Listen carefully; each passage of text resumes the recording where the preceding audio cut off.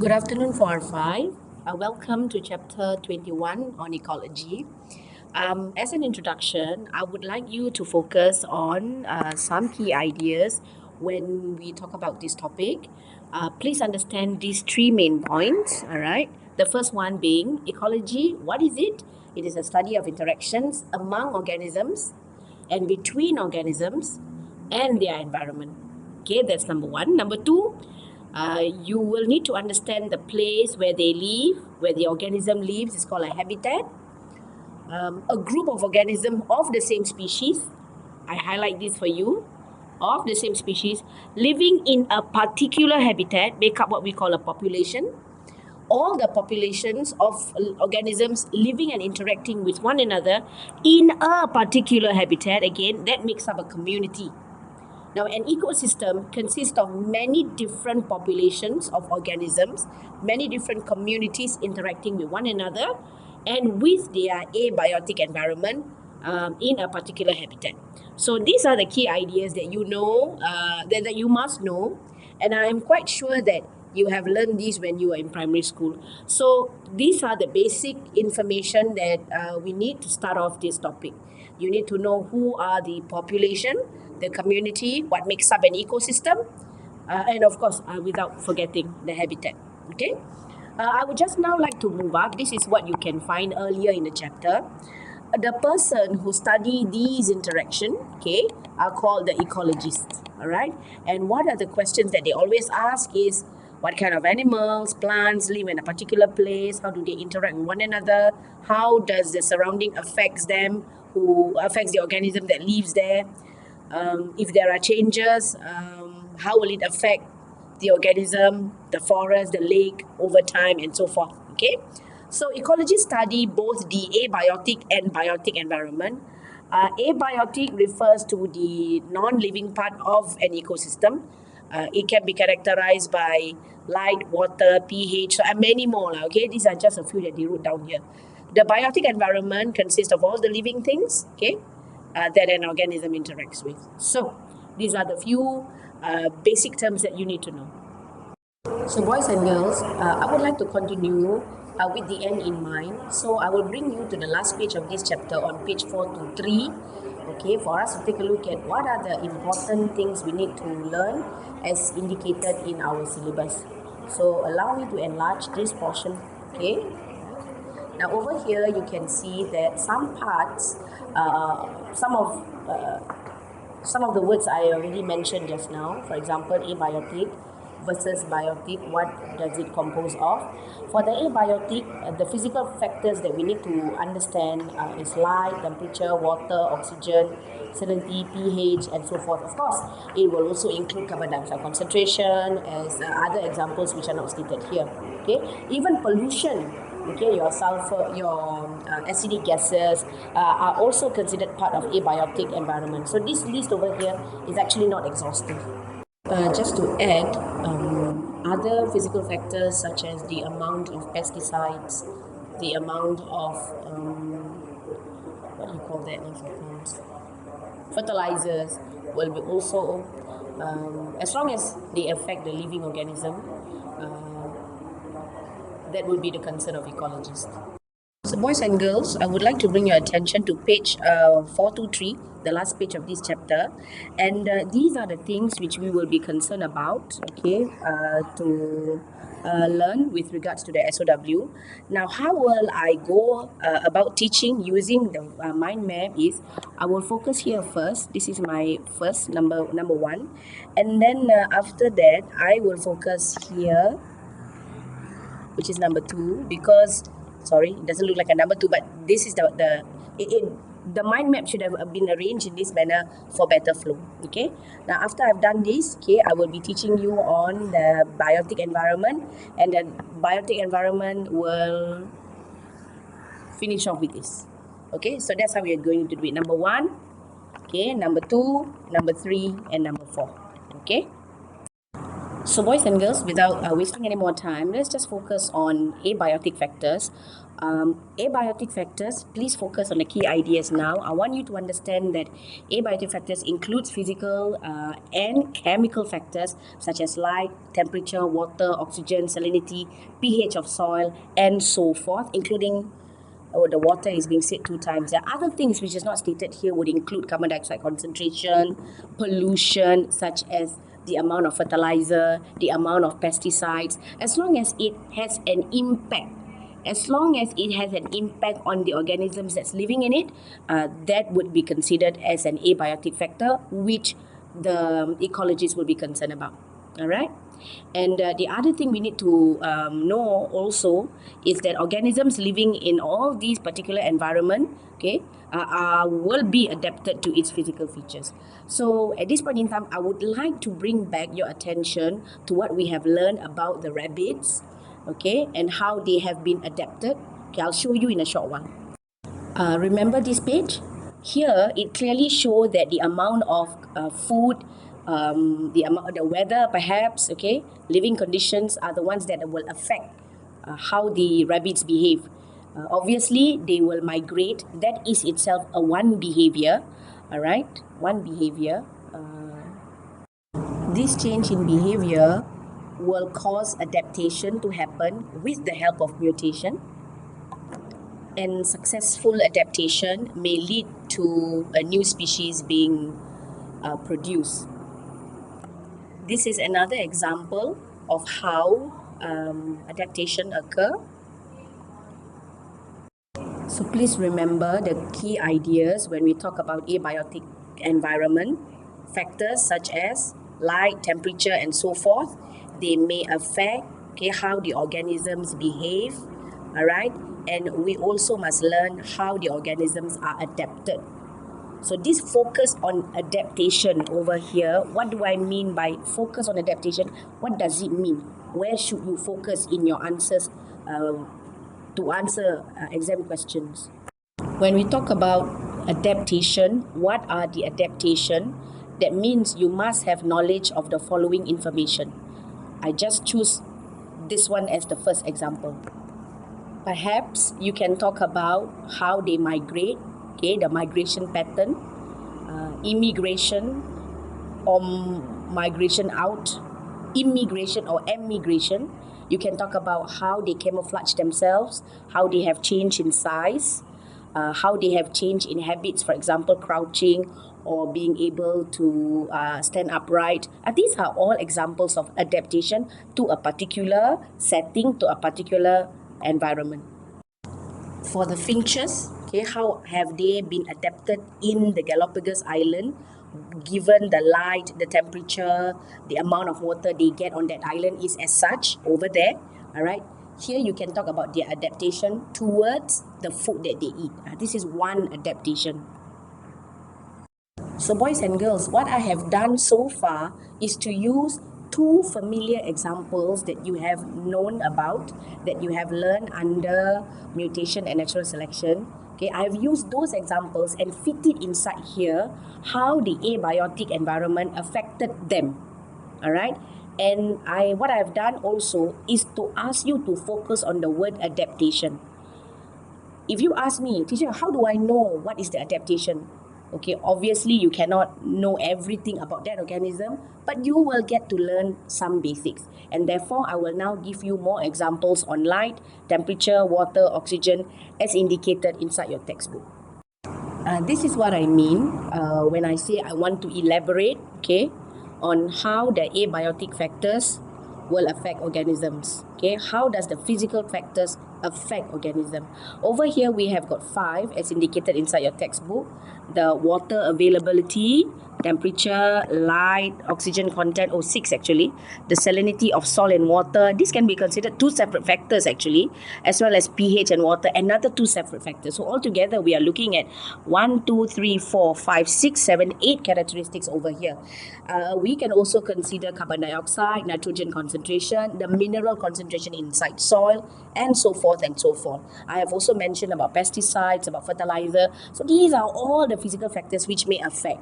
Now class, when I say adaptation, and I told you some of the key things about adaptation. I will bring you through it now. Now, we know that water is important for the survival of all living things because it is the main component of the protoplasm. So, what kind of adaptation must you at least know? You probably have been taught under homeostasis on how individuals adapt to conditions where there is very little water. For example, over here I have the camel and the desert rat. Okay, their kidneys will actually have a very long loop of Henle so that they can absorb as much water back into their body. Another adaptation would be they will produce very dry feces. All right. Other behavioral problems is other behavioral adaptation is they will be nocturnal, only active at night and not in the morning. So these are the kind of simple adaptations that you can talk about. Okay, when they ask you how does water affect the population in a particular habitat or in a particular ecosystem. Another example will be temperature. Basic knowledge, you know that temperature will affect the rate of enzymes and therefore affect the metabolic rate of that organism. How does organisms adapt to changes in temperature? Okay, now this one is the hot spring. I have already told you before when you study a chapter on enzymes that there are bacteria that actually adapt to hot spring and therefore their optimum temperature can rise to 90 degrees Celsius. In fact, this is the particular enzyme that we need in order to run our current DNA fingerprinting technology. Okay. Now, another successful adaptation to temperature is crocodiles, for example. Okay, they actually depend on the temperature to decide on whether the eggs become male or female. In a matter of 2 degree difference, for example, if I do not know the exact detail, I cannot remember. If it's 30 degrees, all the eggs will be male. If it's 32 or 31 degrees, then all of it will be female, something like that. Okay, so this is how the organisms have adapted to temperature. For light intensity, of course, basic knowledge you need is light will affect the rate of photosynthesis and therefore the growth in plants. You know that the growth in plants will directly or indirectly affect the kind of organisms that live within that ecosystem. I just show you this example here. This is the surface of the lake, or it can also be the strata. I call it the strata. Okay, the strata of the sea. Okay, it's the same manner also. You see there are different kinds of organisms that live, okay, depending on how much light they got. See over here, when the what do you call this? The depth of the water is very high. You realize that there are no plants living there simply because there's just not enough light for plants to photosynthesize. These plants over here, the Nigella and some others, they probably will not have chlorophyll because chlorophyll will require a lot of sunlight. They probably have other forms of photosynthetic pigments that will be able to capture light from other frequencies other than the red and the blue regions. Okay, so they will have other things, and that's why many seaweeds do not look green as the leaves that we have here, but most of the seaweeds, they look brown, they look orange, some of them. And it's actually because of adaptation to the amount of light that they have. For oxygen content, I think it's quite clear here. The basic knowledge you already learned in chapter number 10 on respiration. You know that many organisms are aerobic, but there are certain organisms which are anaerobic as well. All right. So what are some of the adaptations that would be good for you to know? One's living in very little oxygen, for example, the mangrove over here. Okay, I think I'll just make it bigger for you. All right. Okay, I think you can appreciate that they have what you call pneumatophore, which is actually roots which grow out of the surface of the mud, so that when there is low tide, they can actually store oxygen. Okay, they can actually store oxygen. So this is one way where an organism are adapted in a particular habitat. Okay. Another example will be on yeast. I think I've also taught you on this one. Okay, please take note that the yeast, boys and girls, under normal circumstances, when they have enough oxygen, they will respire aerobically, but they are able to continue to respire without the presence of oxygen. And what you will get is actually ethanol, and what else? ethanol, and carbon dioxide. If we talk about adaptation with regards to carbon dioxide concentration, this is found on page 135 of your textbook. I just talk about the water lilies. Okay, this one is a water plant. If you take a look at the leaf structure, you realize that they have got very big intercellular spaces, okay, very big air chamber. And what is this for? Actually, because they are not able to get carbon dioxide directly from the air as easily as a terrestrial plant, okay, they actually conserve the carbon dioxide that came out as a result of respiration. Yeah, and likewise during the day when they photosynthesize, this will also be the chamber whereby they conserve oxygen for respiration at night. So this is an adaptation as well. So boys and girls, there are really a lot of examples to show how abiotic factors affect the organisms, affect the kinds and the types of population living in a particular area. I will not elaborate more on the salinity of soil and water as well as pH of soil and water because there's just too many. It is sufficient for you to take note that, for example, fish in the sea water, okay, in order to conserve water, they have scales, slimy scales to prevent the loss of water. And likewise, if the fish is in fresh water, for example, they will have a mechanism, okay, that will get rid of excess water from their body. So these are just some simple examples. Okay, so I hope you can appreciate that every case is unique. Okay. Okay, boys and girls, I think I've given you enough examples to talk about how organisms are affected by the relevant abiotic factors. It is now time for me to move on to another part of abiotic environment. I want all of you to know that certain physical factors such as carbon dioxide, here you are, I highlighted for you, nitrogen for that matter, mineral concentration in the soil, yeah, these are examples of physical factors which we can categorize as nutrient, all right, as nutrient. And you need to learn about the concept of nutrient cycling over here, so I'll explain to you more in a short while. When I say nutrient, I really mean that carbon dioxide is needed for the formation of sugar, and sugar is a nutrient that we need, okay, to give us energy.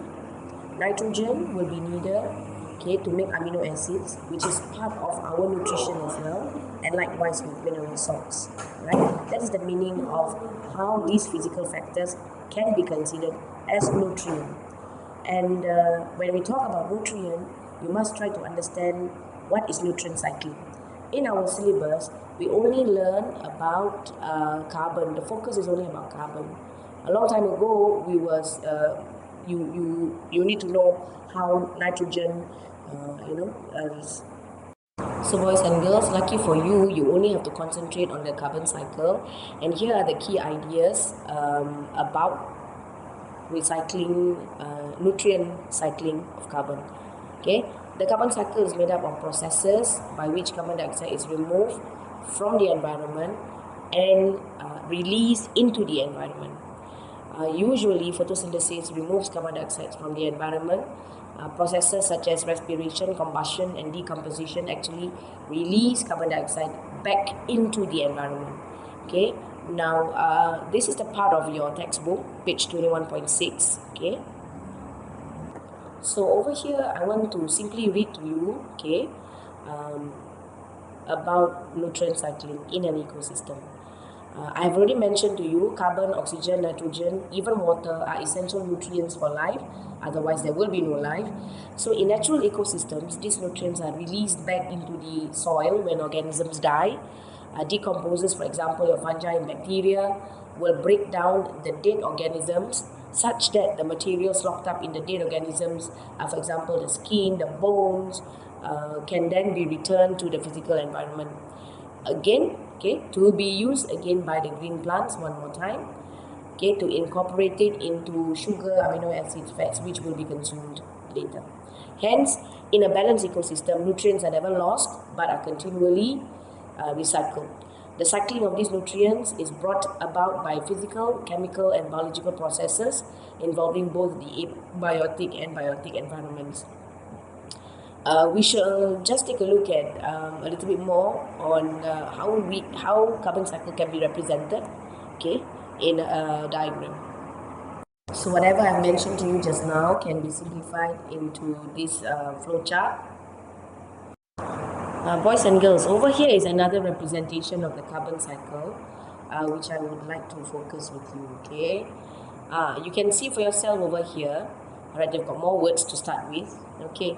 So the first, usually the carbon exists in the form of carbon dioxide in the atmosphere, and this is the carbon dioxide that is, this is the form of carbon that is mostly used up, okay, during the nutrient cycling process. It will normally begin with the photosynthesis, where the plants will absorb the carbon dioxide to synthesize and make sugar. Of course, some of the carbon dioxide are also converted to become proteins and fats, and there will be feeding. The animals will obtain the carbon compounds by feeding on plants, obviously, or feeding on other animals as well. All right. These organisms, in fact, almost all organisms will respire, releasing the carbon dioxide back into the atmosphere. Now, usually this happens continuously, all right. But in cases where the plant and the other organism they die, you have been told that the decomposers such as bacteria will break down the dead organic matter and release carbon dioxide. At times, combustion may also happen. Okay, dead bodies of organisms buried in earth or millions of years produce in the form of fossil fuel. Okay, you will use these and burn them to get energy. So up here, processes 1 and 2 are example of how carbon is removed from the environment. Process of number 3, decomposition. Number 3 is respiration. Number 4, decomposition, and number 5, combustion. Okay, are ways in which carbon dioxide is returned to the environment. Boys and girls, nutrient cycling is very important. To show how important it is, I will talk to you about the carbon cycle. There are 3 bullets here. The most important point in the first bullet is the fact that photosynthesis by plants are able to convert the light energy from the sun into chemical energy, which we can store into food. Our ultimate source of energy comes from the sun, all right? And being able to convert it into some tangible form is very important. Besides that, because the plant is able to lock the energy into food, okay, the other organisms now depends on plants, okay, for a source of energy. They cannot photosynthesize like plants do, but they can get the energy from the sun indirectly through feeding. So every other organism in this world, okay, they are connected through an energy flow from the sun, from one organism to the other. All right, and last but not least, it is self-explanatory. Boys and girls, when we talk about nutrient cycling, I think I've covered this part and this part. I think now we're just left with this, okay? What are carbon sink? What does it mean? Boys and girls, definition of carbon sink is really an area that stores carbon compounds for an indefinite period. Okay, in other words, also it stores more carbon than it releases. I think the main important thing we need to have carbon sink is because of this reason. Okay, carbon sinks such as the ocean and the forest are able to remove carbon dioxide from the atmosphere, and this helps to reduce the rate of global warming. Okay, so this is the importance of carbon sink. Class, the paragraph here is just trying to illustrate how the ocean acts as carbon sink. All right. It says here that oxygen are the largest carbon sinks on Earth. About 1/3 of the carbon dioxide released by the human activities are absorbed by the ocean. The role of oceans, they give you an example of how oceans become carbon sinks by telling you about these 2 processes, namely solubility and photosynthesis. I've never seen this question coming up for exams before, but I think if we just read, there's no harm. Carbon dioxide that we produce can dissolve in the ocean's water, absorbed and used by phytoplankton. In the next chapter, you will get to take a look at what phytoplankton does. Okay, if you cannot wait, just Google it. Okay, and algae through the process of photosynthesis. All right, so and in fact, a big portion of the carbon compounds found in the ocean is already buried in the seabed. After all the algae, the phytoplankton die, they will settle to the bottom of the sea, and then later they become fossil fuel over a number of years. So class, believe it or not, okay, we have actually covered this portion, okay, of this mind map. All right. Now we will focus on abiotic environment and the energy flow, not the nutrient flow, but the energy flow. This portion, okay. This one will take a bit more time.